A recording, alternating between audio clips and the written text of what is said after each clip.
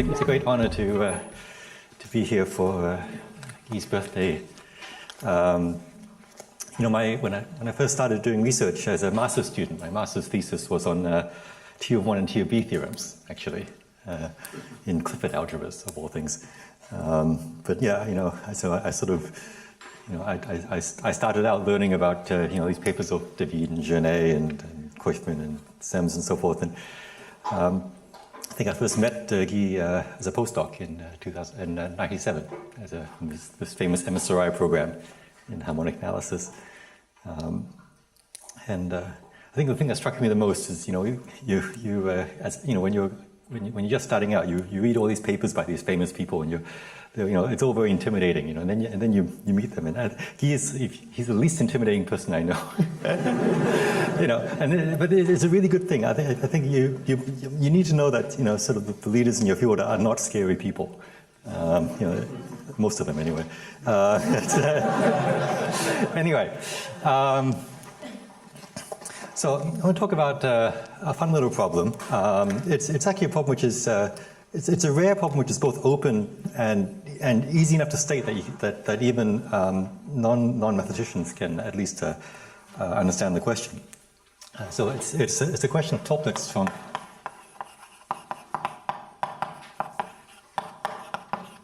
1911, and the question is phrased as a conjecture.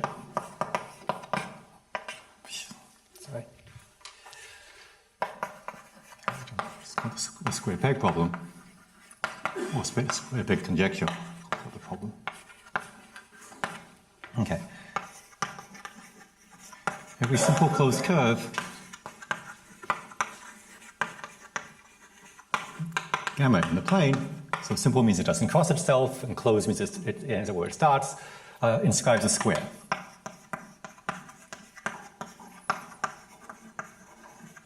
Okay, so you have a simple closed curve in the plane. So by inscribing a square, I mean just an ordinary geometric square. In other words, there exists a square with all vertices, all four vertices on the curve. Okay, so inscribe is not exactly the right word because the square can actually poke outside the curve, but I just want the vertices to lie on the square. Okay. So this is it's a very simple question, and it's still open. You can phrase it sort of more analytically. So the coordinates of a square, I can call this point x, y, and this point. Let me just check my conventions. This point I'm going to call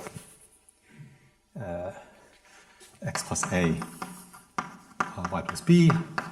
And then this point is x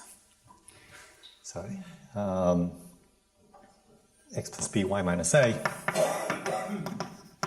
Okay, and this point is x plus a plus b, y plus b minus a. Okay, so what you're asking really is can you solve an equation, can you solve a system of four equations and four unknowns? No?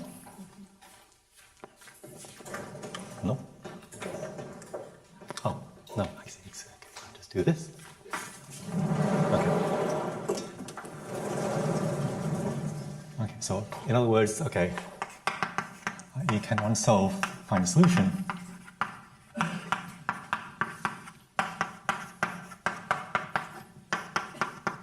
X plus a.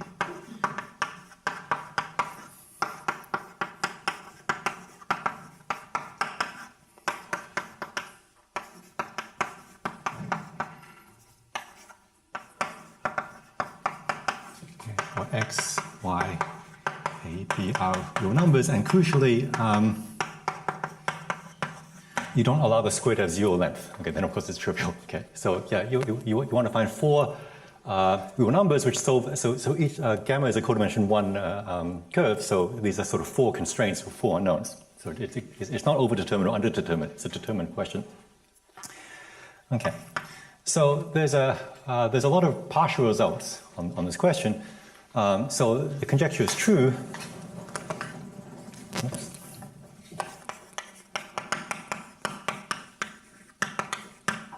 If,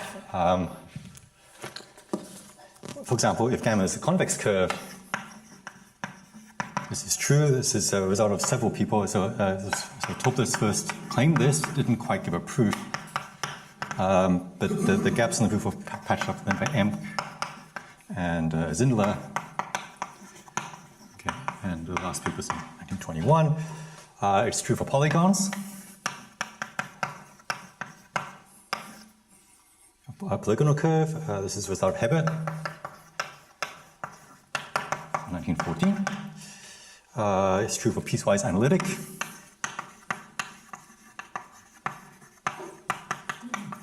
Curves, this is without Emk, 1916. And this, and in fact, it's true for C2 curves. This is true without Schnurman, 1944. It's true if gamma has a point symmetry or line symmetry.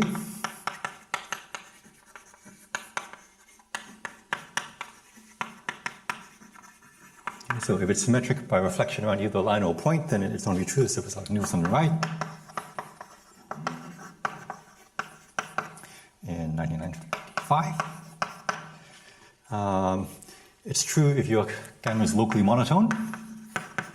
So around every point, there's a coordinate system where the gamma is the graph of a monotone function, and that's a result of Stromquist in 1989. And very recently, it was shown to be true for C1 curves, and that's a result of Cantarella, Deanne, and McCleary in 2014. Okay, so there's a lot of classes of curves for which we know it to be true. Basically, you know, so in summary, if your curve is nice enough, it's true. It's a little bit, so you can draw an analogy with the Jordan curve theorem, right? Every simple curve, closed curve, you know, divides the plane into two regions, and this is easy if your curve is nice, like a polygon. Right? And the only subtlety with the Jordan curve theorem is that if all you have is C naught, yeah, okay, so by curve I mean a C naught curve.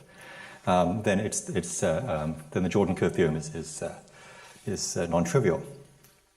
Yeah, so okay, so there are now many results, and they all have slightly different proofs, but they all sort of have a topological flavor to them, which is not surprising, sort of given the resemblance to the Jordan curve theorem. And more precisely, they have a sort of a homological flavor to them, counting intersection numbers. So, as I said, you're counting you're trying to solve 4 equations and 4 unknowns. If you like, another way of saying it is that you can look at the set of 4 tuples on the curve. So this is just a subset of R to the 8. Okay. On the one hand, you have this 4 manifold. Well, it's not really a manifold; it's not smooth, but it's a 4-dimensional set. Okay, the set of 4 tuples on this curve, and you're trying to intersect it with this, what is essentially a linear space, which in my paper I call squares. Okay, so squares by definition, it's just a set of quadruples of vertices of squares. So you take x comma y, x plus a, y plus b, x plus b, y minus a, x plus b, y plus b minus a, where x, y, a, b are reals and AB is not 0. Okay, so this is almost a 4-dimensional linear subspace of R8, except that you remove a 2-dimensional subspace of that, which is the degenerate squares. So you have this 4D subspace, you take out a 2D subspace. So that's a 4-manifold, and so an equivalent way of stating this conjecture is that given any simple closed curve, this 4-dimensional set and this 4-dimensional set have non-empty intersection. That's just a way of reformulating. So the homological approach basically is that the way you can prove something is non-empty is that you just try to count the number of intersection points. You try to just count, so homology tells you if you have 2 4-dimensional objects in 8 dimensions, and in some sense they're transverse, if they're in general position, they should intersect in some finite number of times. You should get some intersection number. And maybe you can orient them, and maybe you can talk about oriented intersection number. And you can try to count the number of intersections. And so the basic strategy of proof, I mean, it's not always phrased in this language, but the basic strategy is to try to show that if you count the intersection between these two sets,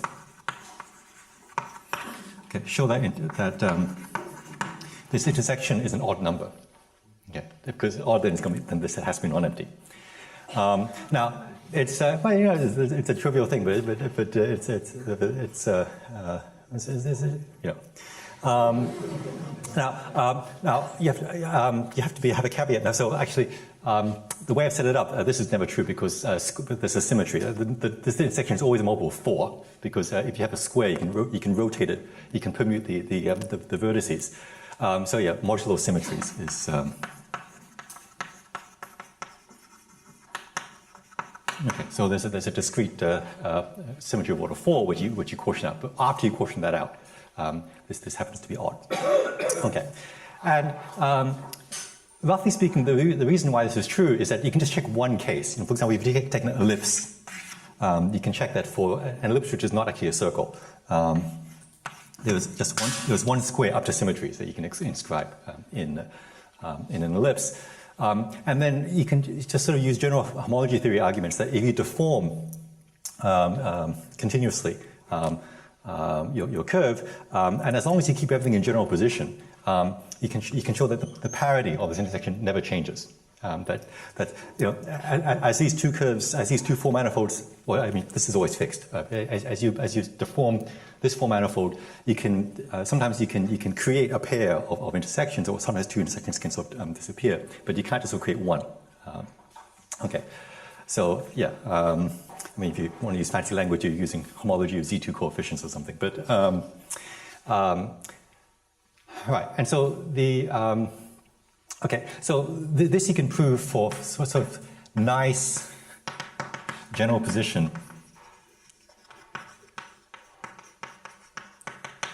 gamma. So of course it's not quite true for certain curves. For example, if gamma is a circle, then there's an infinite number of squares. Okay, so and that's because these two four manifolds then are not transverse. Okay, there's a degeneracy. Okay, but as long as it's a sort of general position, then you can make this work, and sort of and if things are smooth enough or piecewise polygonal or something, you can make this work. And then to do all these other cases, you try to approximate. Okay, so then, you know, for a more general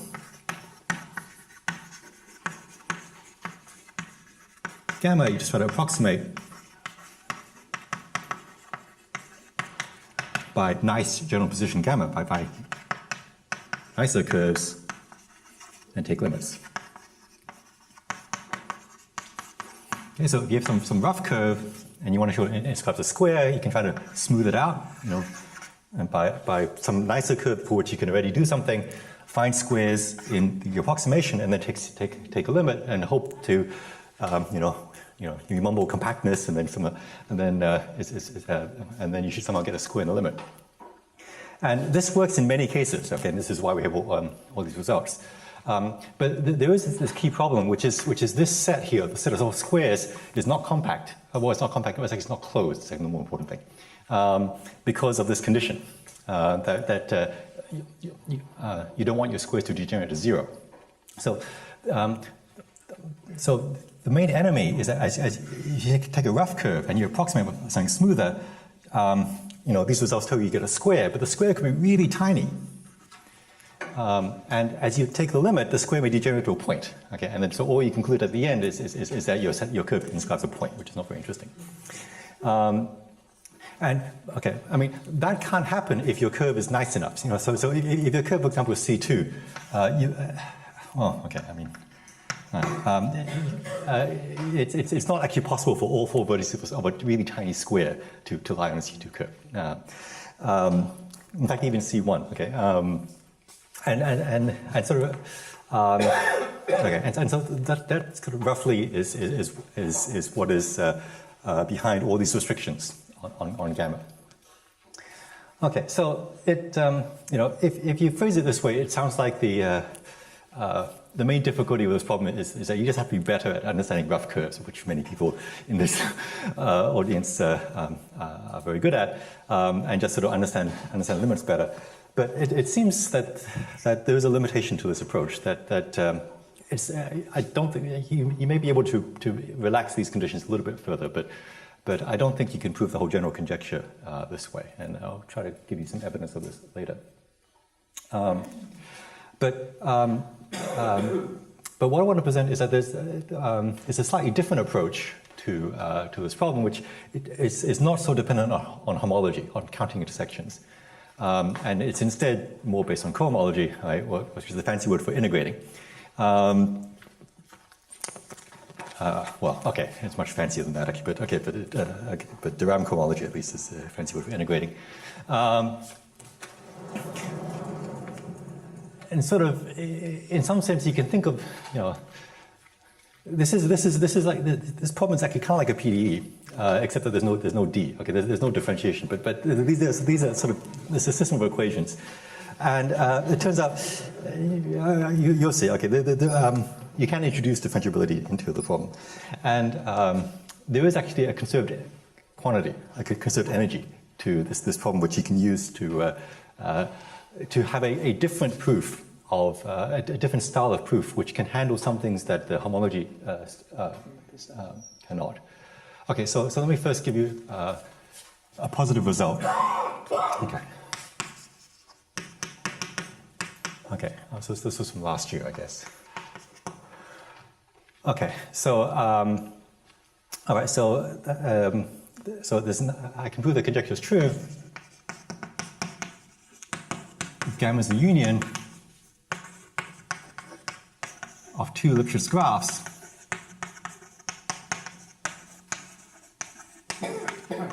of Lipschitz constant less than 1 minus epsilon, for some positive epsilon. Okay, so if you have two Lipschitz graphs, okay, so one has to lie above the other. Okay, so like T, G of T, T f of T, let's say from T between A and B.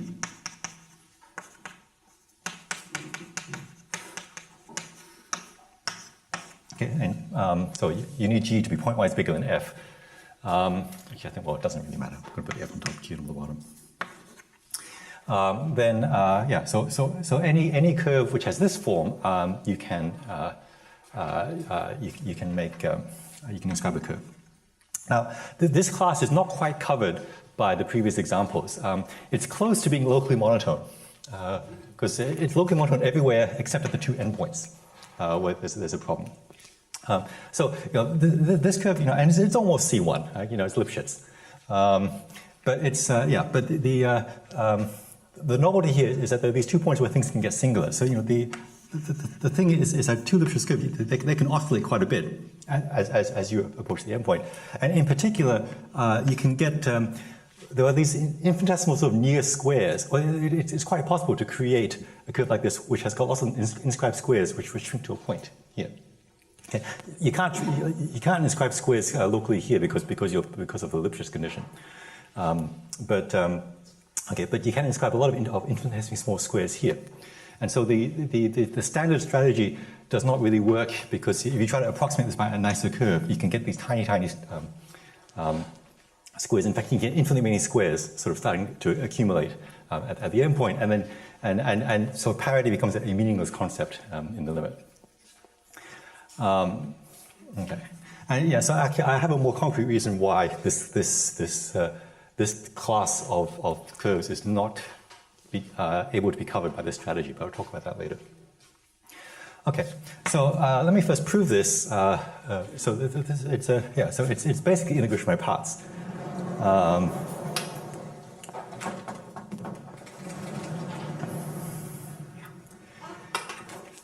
right, so let me draw a bigger picture of this curve.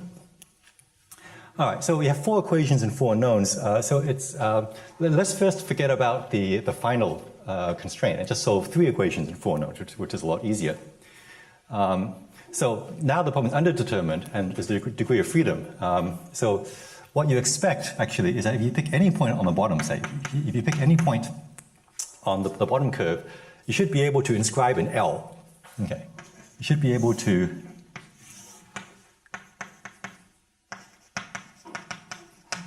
find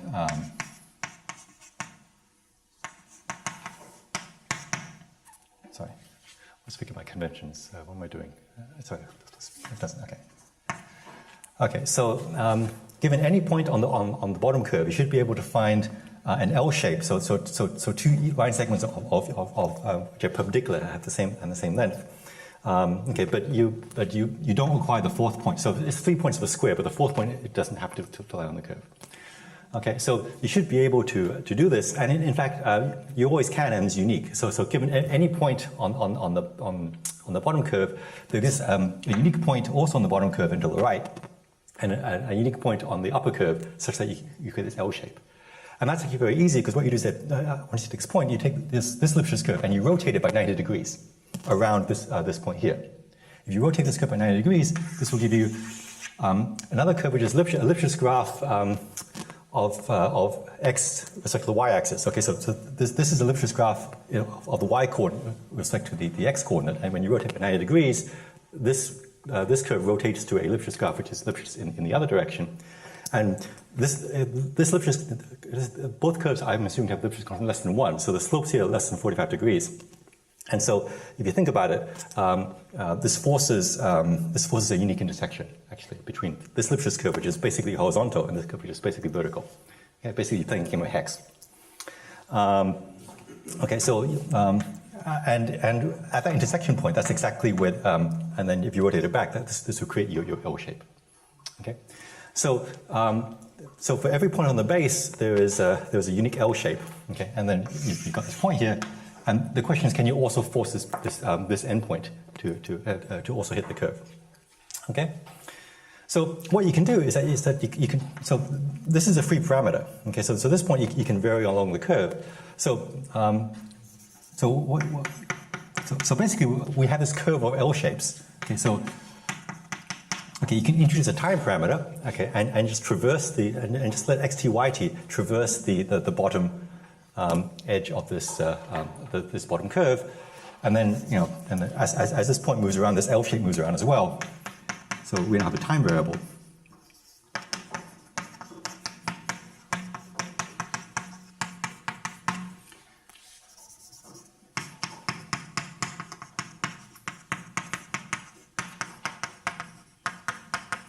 Okay, and then this corner also moves around.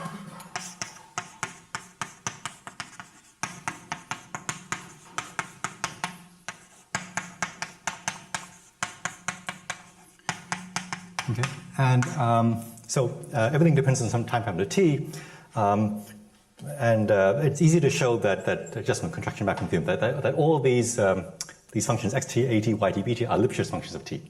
Okay, and the Lipschitz constant is like 1 over epsilon, actually, something like that. Okay, so you have this curve of squares. Okay, at time 0, everybody the square has degenerated to a point. Okay, so you have a point. Then as you move the square grows and grows. As you keep moving, these 3 points stay on the curve. This point doesn't stay on the curve, and then eventually it all shrinks back to point again. Okay, so you can track this fourth point. So this fourth point traces another curve.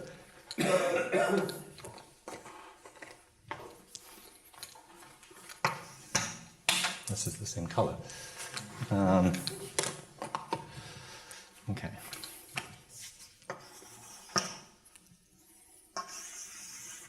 Okay, and basically what you want to do. Okay, so let me say. Okay, so gamma consists of 2 curves, gamma 1 and gamma 2, and then there's this extra curve, gamma 3, which is the trajectory of the fourth point of this curve of L shapes. And basically what you want is that you want these 2 curves to have a non-trivial intersection. Okay, so they're going to intersect at the 2 endpoints, but if you can make them meet anywhere in between, then you've created a square. Okay? And now comes the conserved quantity.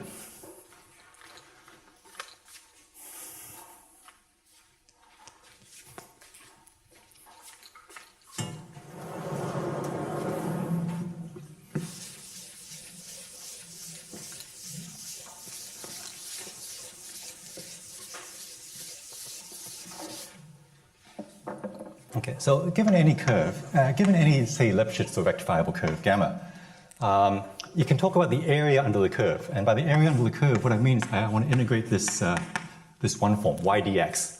Okay, so this is in the Riemann-Stieltjes sense. You parameterize gamma by some x of t, y of t.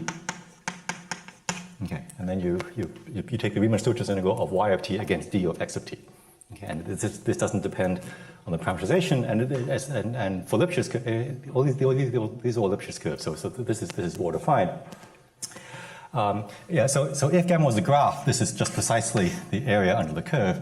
But if your curve is not a graph like that, then it's, for example, it would be this area like this. Okay. And it could be negative. If gamma is underneath the x-axis, then this could be negative. But it's always a number. Okay, so this I'm going to call the area under gamma. Okay, interpreted in an appropriate sense. Okay, and so the sort of these four vertices of the square, they traverse different curves. So the two bottom vertices traverse gamma 1. This vertex traverses gamma 2, and this vertex traverses gamma 3. And so you get these four areas under curves, and there's a relationship between them because of a simple identity.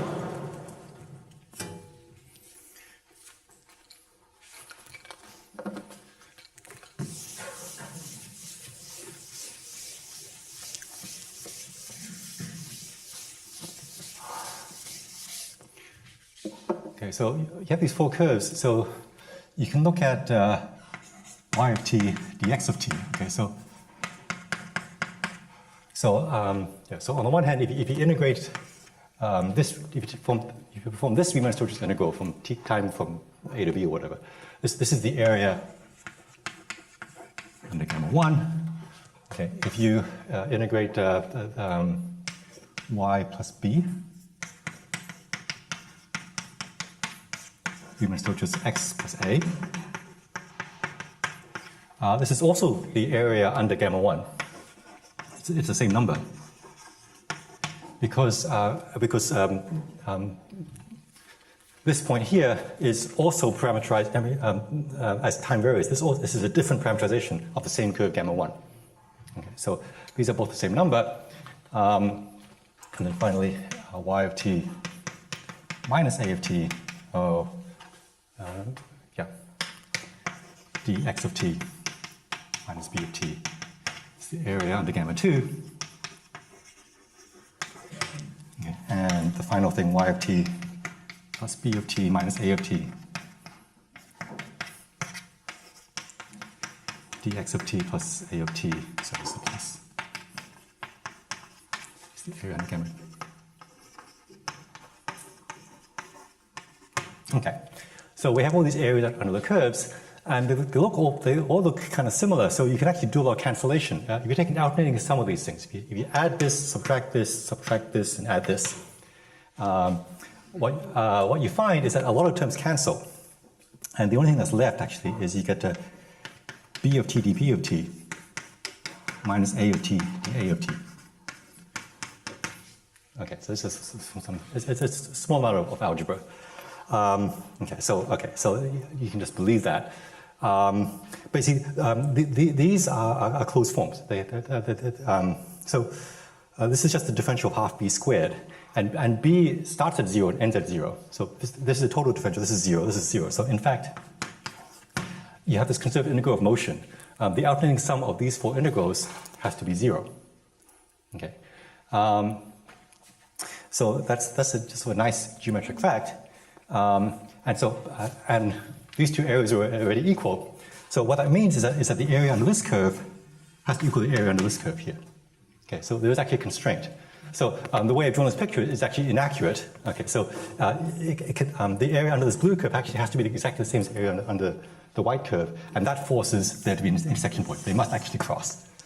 To actually prove that properly, you need the Jordan curve theorem. Implicit in all this is the fact that this is actually so this blue curve gamma 3 turns out to be a simple curve, and that's because of the Lipschitz hypothesis. And so if they were disjoint, if these two curves are disjoint, they would trace out a Jordan curve, and the difference between the areas between the two curves would be the area up to a sign, would be the area of the domain that they enclose, and that would be non-zero. Okay, so the picture must instead look like this. Okay, so there has to be both positive and negative area between the two curves, and that forces intersection point. Okay, so this is a non-homological argument. Okay, so it works even though it works at the level of Lipschitz regularity, even though there's possibly an infinite number. So these curves can intersect an infinite number of times, but the area between them is finite. And so somehow area is a more analytically robust concept than an intersection number. That it can work in slightly less regular contexts than these arguments here. Okay, so that's a positive result. So unfortunately, I don't know how to push it much further than this. Well, I should mention that this argument was also independently worked out by Karasev. He didn't quite phrase it this way.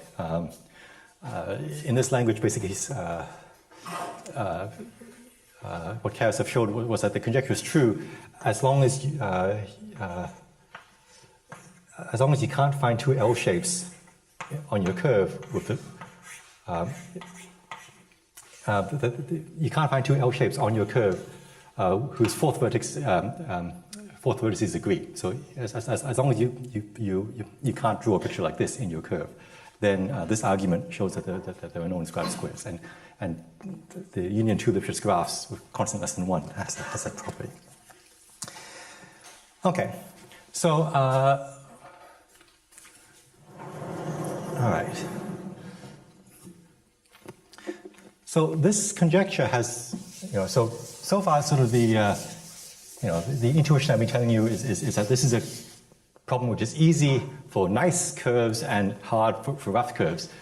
But it turns out that that's sort of an illusion. It seems like really the problem is understanding the smooth case better. And so I can introduce a periodic version of the square peg problem.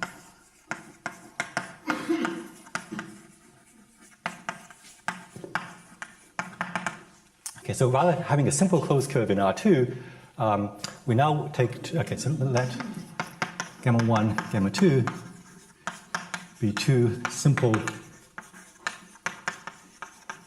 and disjoint curves in the cylinder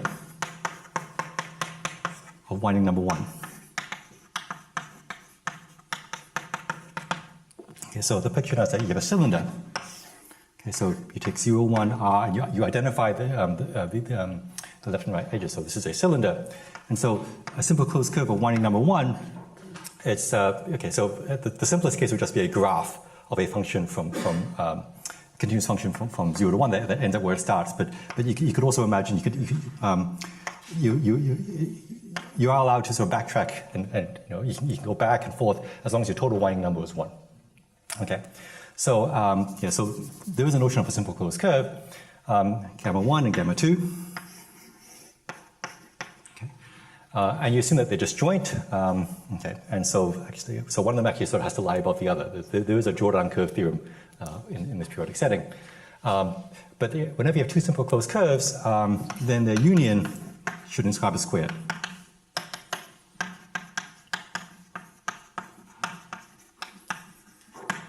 Okay, where two of the vertices lie in gamma 1 with two adjacent vertices in gamma 1 and two adjacent vertices in gamma 2. Okay, so whenever you have two curves like this,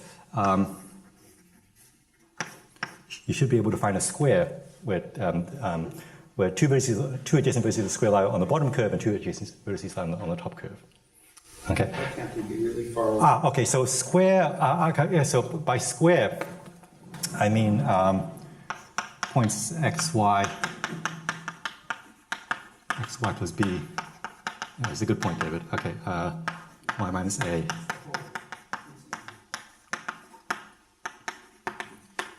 Okay, so where x, I guess, is periodic, y is real, and a and b are real numbers, and I guess, it's no longer so important, but we can still enforce that they're non-zero. Yeah, so I allow squares to have length bigger than 1. And so this, I'm not going to try to draw it, but you can find squares in the center that don't look like squares, because they wrap around. And yeah, so even if the two curves are really far apart, if you like, you can. And one way to think about it is that if you extend them periodically, then the two infinite curves in the plane will inscribe a square. That's an equivalent way of thinking about it. And so even if they're very far apart, then they inscribe a square. Okay, so this is another conjecture you can make. So actually, related to that, so you can force these to be disjoint, to be degenerate, but actually you don't need these to be disjoint, and it's not important that the square has zero length anymore. You can just take two curves, you can allow them to cross. Well, actually, then it's easy actually if they cross. But okay, but you can allow.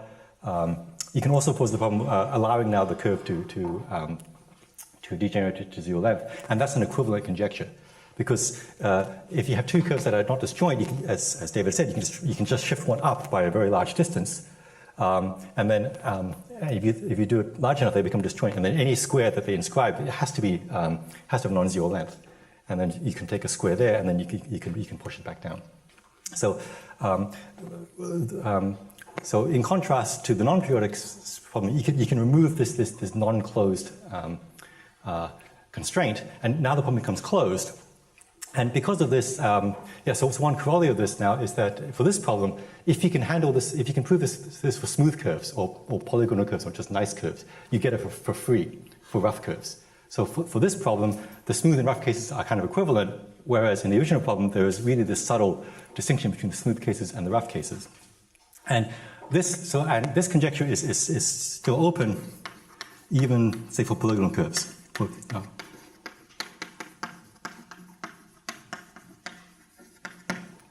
Okay. Why can't you approximate it? Oh, you can approximate. Yeah. So if you could do it for polygonal curves, then okay. So this is actually just saying that it's open. Okay. Because if you could do it for polygonal curves, then the approximation argument works because there's no longer this open condition, and it is true for general cases. Okay. Now, one of the reasons why it's open is that you can try to run the same homological argument, and you can try to count the number of squares in this problem. And if you do the homology, the intersection number is now even, and that's useless. Yes, the number of squares is now an even number, and you just can't make any conclusions out of that. Now, it turns out the two problems are related.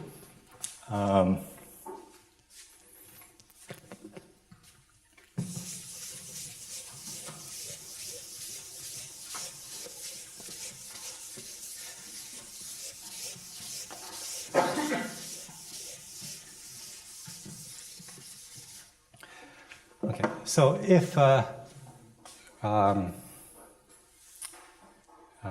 want to say this. Okay, so which direction do I want to say?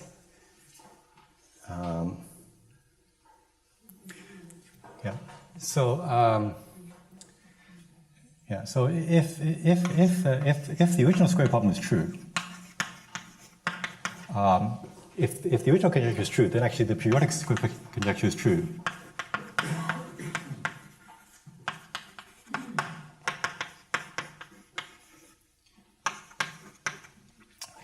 Now I say this, something is slightly bugging me, but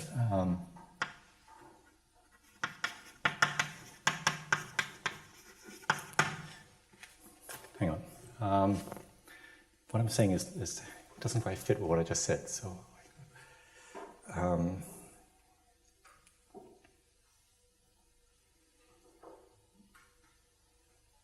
oh, right. It's actually not completely true what I said that. Actually, the way I phrased it.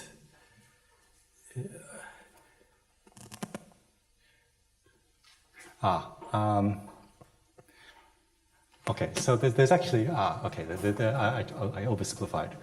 There's actually two versions of the periodic square peg problem. So In this version, I'm forcing two vertices to lie on the bottom curve and two vertices to lie on the top curve.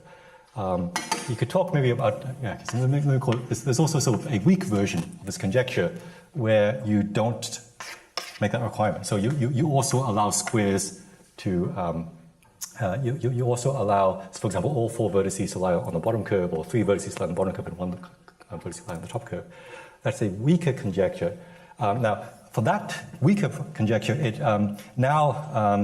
you can't easily get rid of the condition that the square degenerates, because now, no matter, even if you translate these two curves too far apart, it's still possible that you can have sort of arbitrarily small squares. Okay, so for the weak conjecture, there was again a distinction between nice curves and rough curves. Okay, for the strong conjecture, there isn't. Okay, yeah. So actually, the connection is that if you know that the square peg conjecture is true, then the weak version of this conjecture, where you allow the squares to lie on just one of the 2 curves or something, is true for nice curves. Nice I won't quite define, but for example, polygons would suffice. So this is actually a fairly simple observation.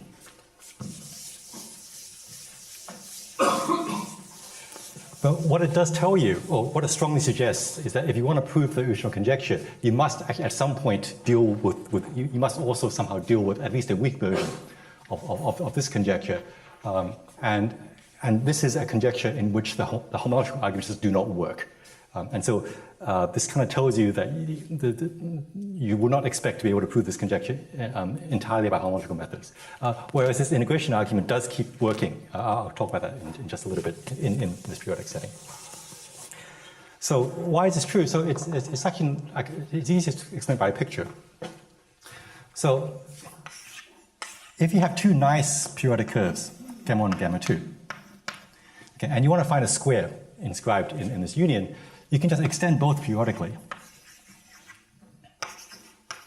Okay, and so now you have 2 infinite curves in the plane.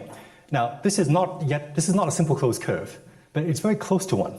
And so you can just sort of pinch it off of the edges to make it simply a simple closed curve. So what I actually do is that I pick a very large number n, and I apply a map, and it doesn't really matter what the map is.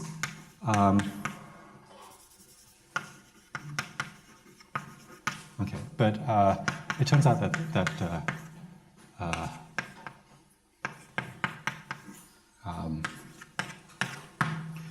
this map works. Okay, so what this map does is that it maps the whole plane, R2 cross R2, conformally, or no, almost conformally, to a strip.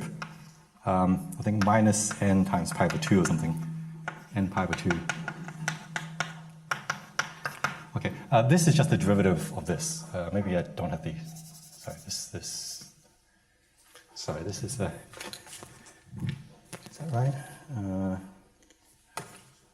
Okay, actually, I'm not quite sure what the power of n should be here, but okay, but what this does, okay, the precise form is not so important. What it does, okay, what it does is it will turn this object. It will turn the union of these 2 curves into a simple closed curve. And if I did it correctly, it will do it in a way which is almost conformal. Okay, that angles are almost preserved locally. In the limit, they will be preserved. And so you squeeze it to a simple closed curve, and it will be a nice curve except at the endpoints where it oscillates a lot. And if you know the square peg problem is true for these sort of curves, you can find a square.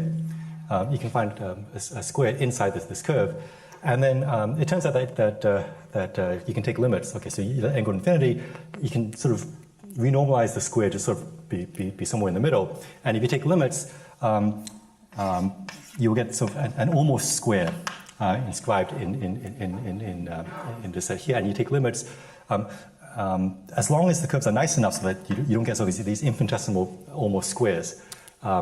As long as the curve is nice enough, you can show that the limit will be a non-degenerate square contained in your original curve.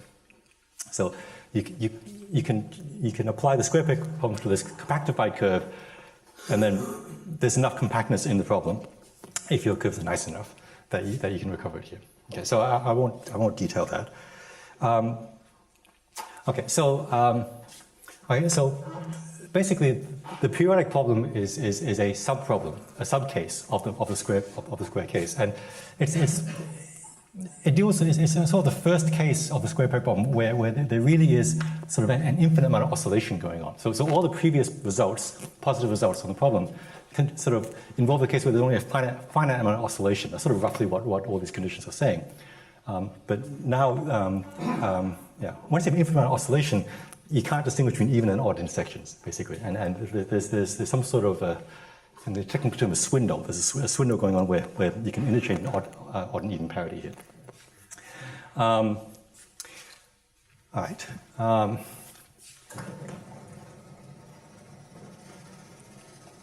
So the homological arguments don't work anymore in the periodic setting, but the integration argument still works. So exactly the same argument that I gave before gives you that the periodic square periodic problem in the strong form is true if the two curves gamma 1 and gamma 2 are 1 minus epsilon Lipschitz graphs. Okay, so if your two curves are graphs of Lipschitz functions and the slope is never bigger than 45 degrees minus epsilon, then exactly the same argument basically works. You can show that you can still define notion of area under a curve and so forth. By integrating, you still have this from y dx. That still makes sense. Okay.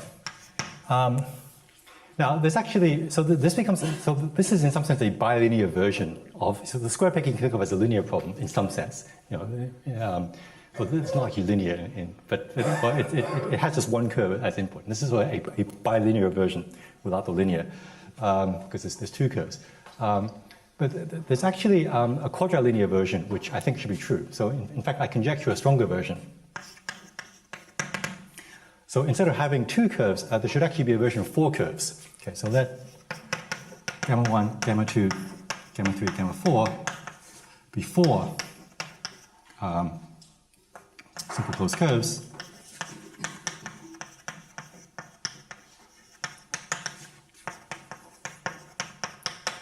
In the cylinder, winding number 1. And with one constraint, that the area, if you take the area under gamma 1 minus the area under gamma 2 minus the area under gamma, let's say 3, let me outline this way.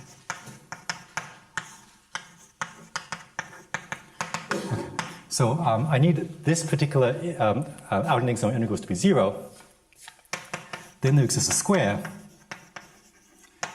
xy, x plus a, y plus b, x plus a plus b, y plus b minus a, x plus b, y minus a, where the first guy lies in gamma 1, second guy lies in gamma 2, third guy lies in gamma 3, fourth guy lies in gamma 4. Okay, so given any four curves now, but with this area constraint, so the outer sum of the areas must sum to 0. Let's say gamma 1, gamma 2, gamma 3, gamma 4, something like that. You can always find a square. Actually, no, gamma 4, gamma 3, this is better. Okay. Yeah. You can always find a square where the first vertex lies in gamma 1, second guy lies in gamma 2, third guy lies in gamma 3, and the fourth guy lies in gamma 4, when traversed in a, say, counterclockwise order. Okay. So some condition like this is necessary. So, like, for example, in the degenerate case where if all four curves are just horizontal lines, then it's easy to see that you can describe a square precisely when this condition is true. Because the four y coordinates of a square, the alternating sum is always 0. Okay, and so this is in some sense a perturbation of that claim. So if you can prove this conjecture, which I believe to be true, that would imply the strong version of the periodic square peg problem. That corresponds to the case when two of the curves are equal and the other two curves are equal, and so the alternating condition is automatically satisfied. So this I believe to be true. The same argument as before is that this conjecture is true if all four curves are Lipschitz with constant 1 minus epsilon. Okay, so if you have nice enough curves, this is a true statement. As the moment you have this equality, you're forced to have a square. But I can't prove it in general. And again, it's open even for polygonal curves. If you can prove it for polygonal curves, you can prove it in general by a limiting argument. And in fact, it's true even, so it's open, okay, so it's true also if two of the curves are horizontal.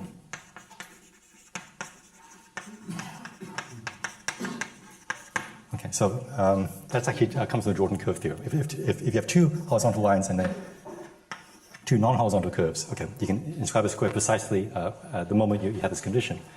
I don't know if it's true for even just one horizontal line. So it's open with one curve. It's horizontal. So if you have one curve horizontal and three arbitrary curves, then I don't know whether this is true or not. There's an equivalent form which is kind of appealing. So maybe, so in that special case, which I think, so this I think is actually the correct model problem if you want to solve this problem.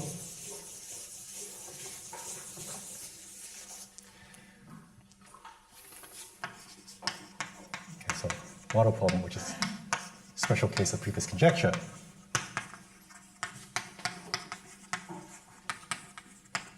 Okay, that if you have three curves, if gamma 1, gamma 2, gamma 3 are three curves, simple closed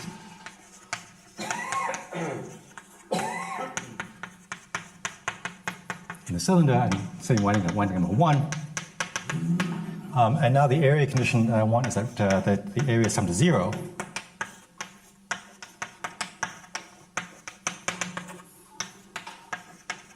Okay. Then there must exist x, y1, y2, and y3. So x is in R1Z and y1, y2, y3. And the y sum to 0 such that x, y1 lies in gamma 1, x, y2 lies in gamma 2, and x, y3 lies in gamma 3. Okay, so the just to draw a little picture here.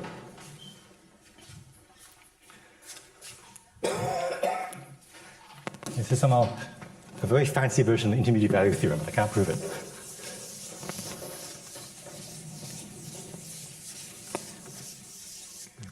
So on the cylinder, if you have three curves,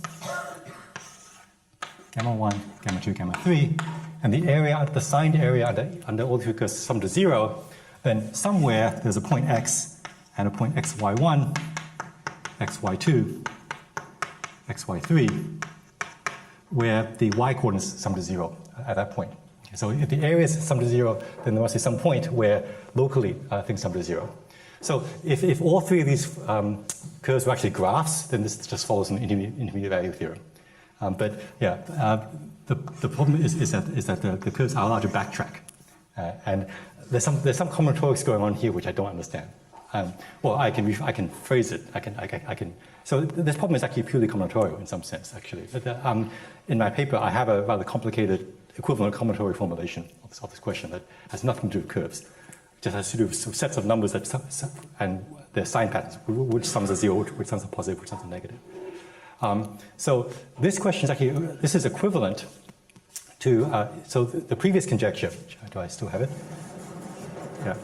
So if you take this previous conjecture and you set one of the curves to be horizontal, this conjecture is actually equivalent to this conjecture after a linear change of variables. There's a simple linear, you have to shear two of the curves by 45 degrees. This problem is actually an equivalent form of a special case of this problem. So this, I think, is really the model problem. And again, it suffices to understand this for like polygonal paths. In fact, even paths that are just vertical and horizontal lines. Really, that's really. If you can do that case, you can do everything. And that's why there's a combinatorial version. I mean, you can phrase this as a purely combinatorial statement. Very complicated, but purely combinatorial statement. Yeah, but this, I think, is the remaining obstacle. If you can solve this problem, then there's a real chance you can do the whole thing. Anyway. Okay, so thank you very much for your attention.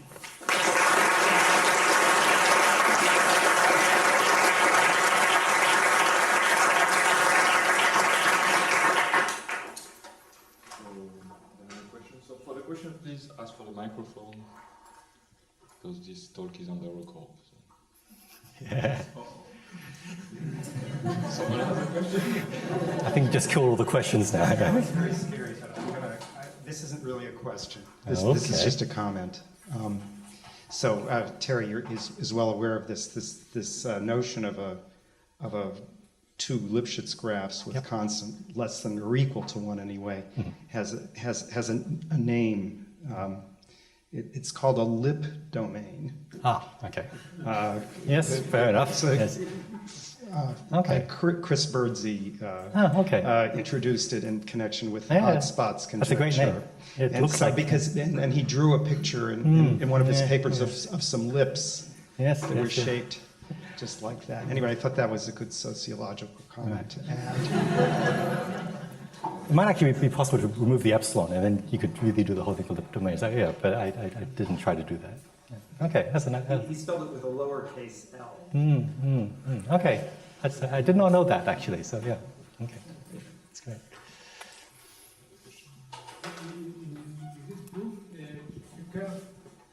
The curve gamma 3 is also Lipschitz? Yes, yeah. So the Lipschitz constant is like 1 over epsilon. Well, it's a Lipschitz curve. It's no longer a graph. It can go backward. It can go backwards, but it is parameterized by functions whose Lipschitz constant is like 1 over epsilon. So it is still rectifiable. Yeah, and crucially, it is simple. Actually, yeah. Maybe I have a question. So there are a lot of possibilities of generalization, obviously, like taking triangles instead of squares, or I don't know, other polygons, or does this techniques can apply also? Right. Yeah. So it's important that the number of equations and the number of constraints are sort of the same. If there's too many equations, then it's going to be false. And there's too few, then it's easy. So like it's like if you wanted to describe a rectangle, for example, it's almost trivial. So there is a survey article, so in the notices of AMS is a survey article by Benjamin Matschke. I should have said this earlier. If you're interested in this question.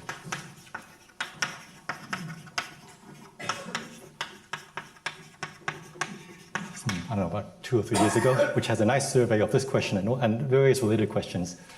Yeah, so this one seems to be in some sense critical. If you replace squares by other shapes, either the question becomes too easy or false. Also in 3D? Oh, I have not thought, I just have not thought about that at all. Yeah, I mean, in 3 dimensions, Well, for any such problem, you can again count how many equations, how many unknowns there are. Yeah, there may be generalizations, but I would suspect that the 3D problem is much harder than the 2D problem, which is already hard. So I just haven't thought about these questions.